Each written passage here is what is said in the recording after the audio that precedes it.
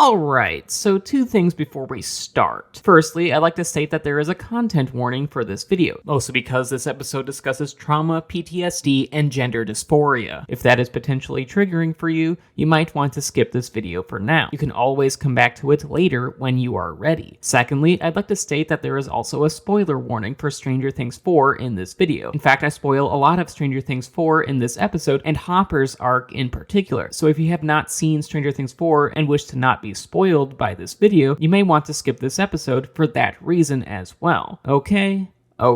Biological Riley presents Stranger Things 4, a PTSD narrative done right, Part 3. Prison is a recurring plot point in Stranger Things 4. As explained in the previous part of this video essay series, we saw the season's emphasis on imprisonment through the character of Elle. You know, everyone's favorite traumatized telepath. In her arc, Elle's treatment by authority figures throughout the season is analogous to the way in which the mentally ill are incarcerated and mistreated in real life. If anything, Elle reflected how the personal autonomy of PTSD victims and mentally ill folks are often removed from them against their will. And as a result, it was a very deep and thought-provoking narrative journey for the character, one that showed how PTSD victims and mentally ill folks are often abused by those in power, how they are taken advantage of by those who should know and do better. It was a very poignant character turn. But Stranger Things 4's prison angle goes further than just Elle's characterization and narrative journey alone. If anything, Elle's arc regarding how her freedoms were being stripped from her was the equivalent of Yellowcard's Ocean Avenue. She wasn't the only one here. See, the character of Hopper went through his own imprisonment arc in Stranger Things 4 as well. In fact, Hopper, who is essentially Elle's surrogate father figure, goes through the slime and the muck and spends a lot of season 4 in prison. After all, everyone believes he died at the end of season 3,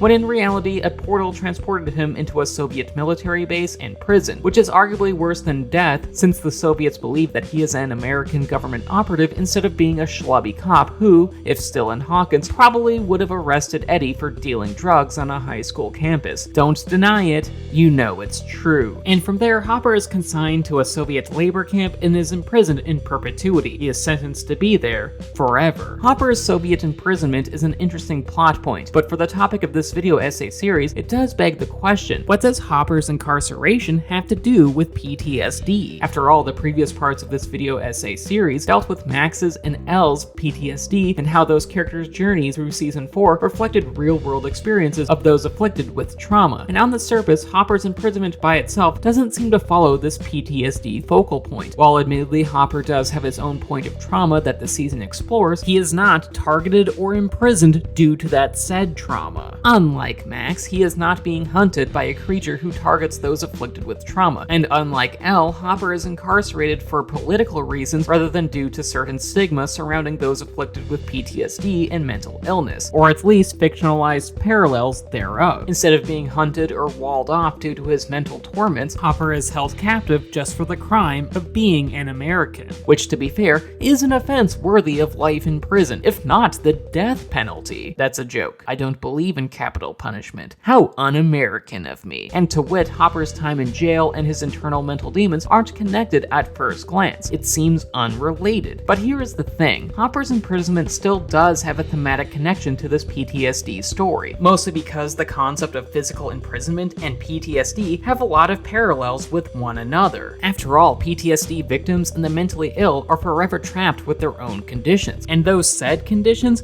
aren't something that people can easily escape from, because PTSD and mental illnesses are fundamental aspects of people's identities. For better or for worse, they help shape who people are. They are essentially internalized prisons of the psyche. I know this from personal experience. Speaking as a PTSD victim and someone with various mental illnesses, I will always be tethered to PTSD, OCD, and bipolar 2, the sequel. If anything, there is no cure for the various nuances of my noggin's inner workings. These afflictions are inseparable and inescapable to my own personhood. Like the brain chemistry equivalent of a System of a Down concert, my brain is chaotic. It's basically a jail, a cage, because PTSD and mental illness at large is basically a prison of the mind. Admittedly, I'm not the only one that associates trauma and mental health turbulence to to the concept of a prison. In fact, one of my favorite examples of this in pop culture comes from the environmentally friendly heavy metal band Gojira in their 2016 LP Magma. And yes, a heavy metal band can focus on the environment. Hell, Cattle Decapitation's most recent record was about climate change, because metal, it can save the earth. But anyway, back to the point, which is Gojira. See, two members of this French quartet are brothers and guitarist and vocalist Joe Duplantier and the drummer Mario Duplantier. And before the creation of Magma in earnest, their mother passed away, causing the two to feel some very intense feelings in regards to grief and loss. And the band as a whole channeled this emotional devastation into Magma, which acts as a heavy metal musical journey through the stages of grief, often utilizing some very poetic imagery and descriptions in terms of lyrics and song titles. Hell, even the album title of Magma reflects the idea of grief and internal mental despair. After all, magma, as in the real-life natural element and not the album title, is volatile, fiery, and explosive, kind of like a trip to the restroom after a meal from Taco Bell. Yet this real-life element is hidden behind the facade of a calm and visually peaceful volcano, which is very much like how intense emotions can be bottled up inside our bodily exteriors. That was meant to sound scientific, not sexual. Tame that erection, Spangler. But you get the idea here. Gojira uses a lot of metaphors that tie the concept of a natural phenomenon like magma to the idea of grief, loss, and tumultuous mental health. It is an apt comparison. But when it comes to mental health, the environment isn't the only metaphor Gojira utilizes in Magma. See, Magma's third track is called The Cell, which describes grief and depression as being akin to a mental jail. In fact, the chorus is,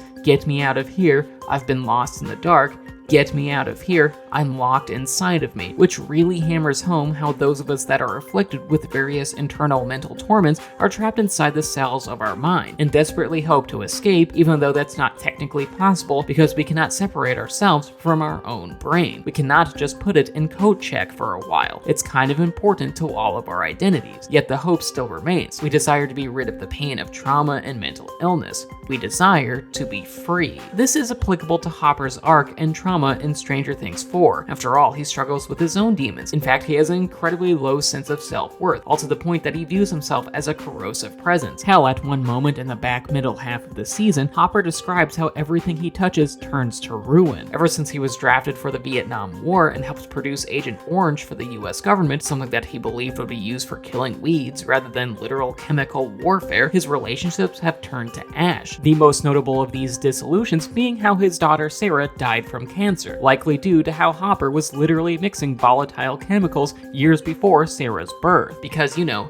Agent Orange. In his mind, he is literally a toxic person, which is ultimately why he views himself in such a detrimental manner. Hopper believes that he is a curse. Though admittedly, this is the effect of negative self-talk, something that we have discussed on this video essay series previously through the characters of Elle and Max. As explored in past videos, Elle thinks that she is a monster, and Max feels guilt and shame regarding how she wasn't a good sister whilst her brother Billy was still alive. Yet neither of these cases are technically true. If anything, this is just their trauma trying to shame them into believing that they are responsible for their own pain. It does not actually reflect reality. This is just the effect of negative self-talk, which if anything is represented by the show as a tall green motherfucker who doesn't wear pants. But unfortunately, Max and Elle still pay heed to these tumultuous thoughts, and Hopper, viewing himself as a curse, does the same. This trauma causes him to have feelings of very low self-worth, which is very understandable for those of us with PTSD and other mental health issues, because when depressed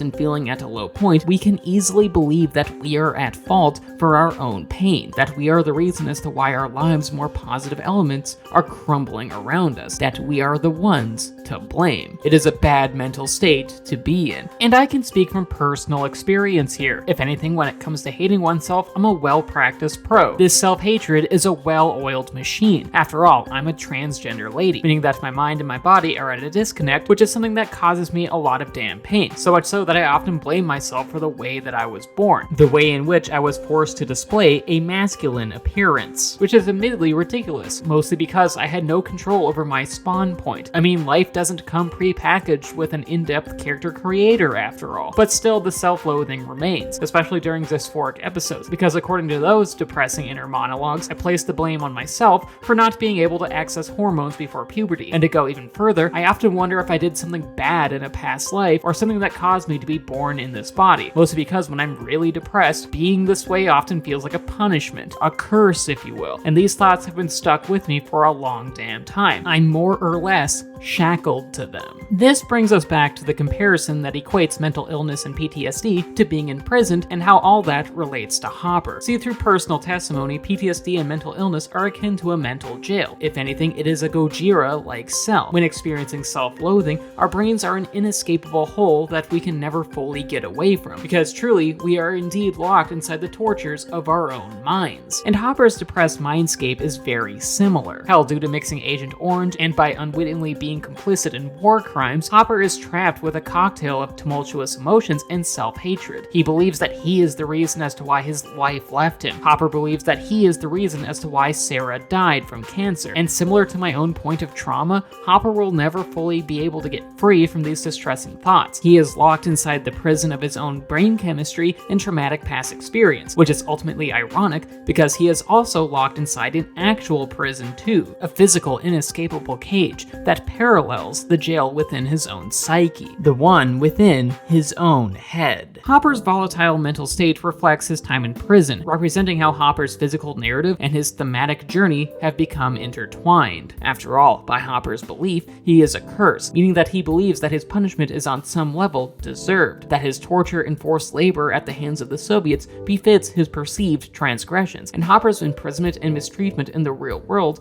mirror his grief and trauma inside of him. Like his literal jail cell, Hopper's mental torments are a prison of its own. According to him, he is forever stuck with his pain, and similar to the physical harm at the hands of the Soviets, Hopper tortures himself mentally. He pummels himself with the aforementioned negative self-talk, all to the point that he views himself as the problem, which is bad because it's not healthy to view oneself as a curse after all. But unfortunately for him, it is immensely difficult to mentally change this outlook, because for Hopper, like for many others, trauma is a prison of its own, one where our low sense of self-worth causes us to believe that our suffering is deserved. However, Hopper does still wish to be free, both from his physical prison and, unbeknownst to him, his mental prison too. And thus, in the earlier half of the season, Hopper, with the aid of a Soviet guard named Enzo, who is assisting Hopper only after receiving $40,000 from Joyce, attempts to escape. A plan which goes well at first, but eventually ends with him and Enzo being captured and transported to a maximum security environment, a place that houses captured creatures from the Upside Down. Once there, Hopper, alongside many other prisoners, is more or less sentenced to die via being fed to a monster, one that is colloquially known as the Demigorgon, that the Soviets have held captive alongside other creatures from the Upside Down, as if it were a demonic petting zoo. But instead of cute goats and sheep, the prison houses monsters that desire to eat your face, which is far from an optimal situation to be in, especially when you are the one who is on the dinner menu. Hopper's late season predicament echoes the other character arcs of this season, most notably Elle and Max, who both endured their own traumatic hardships in Stranger Things 4. In regards to both of these characters, Elle was mistreated by authority figures, and Max was haunted by Vecna, a trauma monster whose lack of clothing probably put him on a government watch list. Which, quick aside, no, I won't let Vecna's nudity thing go, because it's one thing to view Vecna as a monster and a creature of the Upside Down, but now that we know that he was once a human dude named Henry, he's kind of a naked pervert. If anything, he's an old man exposing himself to little children, and for that, my view of him has been Fresh Prince of Bel-Air. Put on some damn pants.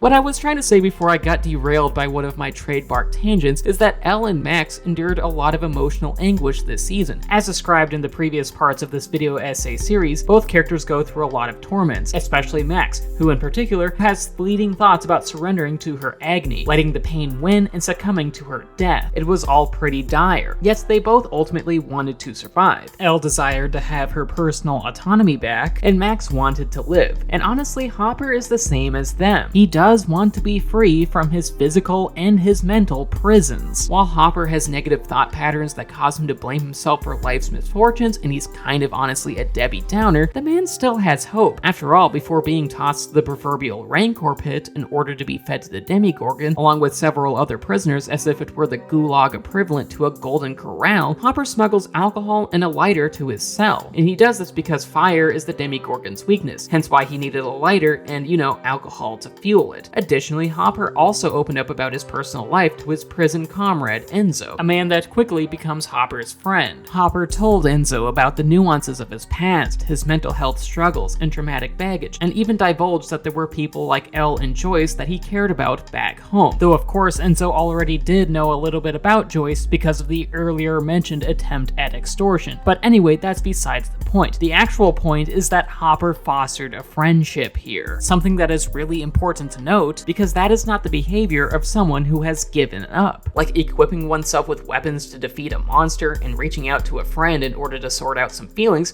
aren't the actions of someone who wants to die. To the contrary, they are the actions of someone who wants to fight, to survive. And despite Hopper's pessimistic view of himself, and despite the odds against his success in his fight against the Demigorgon, he is still willing to make an attempt to escape, an attempt to get back with those he loves. He has an inkling of hope. Furthermore, Stranger Things 4 shows that Hopper's negative views about himself are misplaced. After all, he refers to himself as a volatile presence, yet the people back home, the people that care about him, don't view him in the same self-loathing lens. When it comes to Elle and Joyce, Hopper believes that he needed them more than they needed him. But that's not really true, because if anything, Elle and Joyce adore him. Elle pervades Hopper as her personal hero and the father figure that she never had. And in terms of Joyce, Joyce never stopped believing that he was still alive. Hell, when given the slightest sign at the possibility of Hopper still drawing breath, she embarked on a personal mission in order to help Hopper escape from Soviet custody. And that's not something that she would do for anyone. Joyce would only do this for someone that she loves, someone that is worth caring about, meaning that Hopper's own self-defeating and depressive internal mental health don't reflect reality. He is not a curse. He is a person worthy of being needed and being loved. Now for a quick change of pace, let's discuss the Demigorgon. See, the Demigorgon, as well as the rest of the creatures from the Upside Down being housed at the prison, represent more than just being terrifying man-eating monsters. Though to be clear, they are that. If anything, they also represent Hopper's trauma, much like how Vecna represents PTSD for Max. As stated before, Hopper is locked up in a prison, which thematically complements how he is trapped within his own mind and his own PTSD issues, with his own demons, if you will. And the Demigorgon and the other creatures of the Upside Down are the embodiment of those said demons. I mean, how could they not be? They're fucking terrifying. They are more horrifying than my appearance after a long damn shower, which if you've seen that, then you know that I look like the girl from The Grudge. Scary shit, y'all. And when Hopper battles the Demigorgon, he isn't just fighting a literal monster here. In fact, Hopper is warring against a metaphorical monstrosity as well, the one that tells him he is a curse and deserves to be eaten like a human sloppy Joe, even though deep down Hopper desires to live and see Joyce and Elle again. And honestly, the Demigorgon personally represents the obstacle preventing Hopper from being free. It represents his curse, meaning that in order to surmount his internal demons and escape his mental prison, he must defeat the literal monster to escape from the literal prison. And ultimately, Hops and Enzo do escape. They combat the Demigorgon admirably and are assisted by Joyce and her partner in crime, Murray, who infiltrated the prison via pretending to be Russian operatives. I'll talk more about this plotline in part 4. And from there, the four of them, along with a Soviet captive, flee from the prison as the Demigorgon wreaks havoc on the facility, and at first glance, it's a heartwarming moment. After all, Joyce and Hopper are reunited for the first time this season. They reconnect and have a cute little smooching session, which is on paper a happy moment, because Hopper escaped from both the literal and the mental prison and evaded a monster, also that he can be in the arms of Joyce again. He proved to himself that he desires to live and deserves to have happiness. It is a big moment for the character, so much so that it is actually relatable for those of us with PTSD, mental illness, or various forms of self-loathing. Because through Hopper, we see a man who has been trapped with seething self-hatred for a long time, and by watching him escape the clutches of the Soviets and the jaws of the Demogorgon, it's wonderful to see a man with that amount of pain get a personal and an emotional win, because it's honestly something that gives hope to many of us who are still struggling through our own mental trials and tribulations, our internal mental prisons, if you will. If anything, Hopper embodies how good things can can still happen to us even despite our anguish. It is overall a heartwarming piece of character development. Yet there is still a problem with Hopper's escape though. See, the prison and the monster he ran away from still exists in the show's reality. The Demogorgon and the upside down creatures at the prison still pose a threat, possibly even to Elle and the kids back in Hawkins. And even with his escape from the literal prison and proving that he is not in fact a curse, Hopper still has work left to do, because as it stands, he did not defeat the Demogorgon so much as he ran away from it. The danger that the Demogorgon and the facility poses and represents still stands, and upon this realization, Hopper must figure out where to go